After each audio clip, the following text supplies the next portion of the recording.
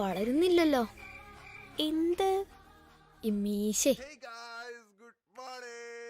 മക്കളെ, എന്തായാലും ഒരു കാര്യത്തിൽ ഞാൻ വാപ്പച്ചിനെ തോൽപ്പിക്കും. എന്താണാവോ മഹത്തരമായ കാര്യം? അല്ല, വാപ്പച്ചി 2 കെട്ടിയിട്ടുള്ളൂ. ഞാൻ മിക്കവാറും 4 കെട്ടും. നീ ഞൊട്ടും. ഇങ്ങനെ പോയാ നിനക്ക് 4 കിട്ടും.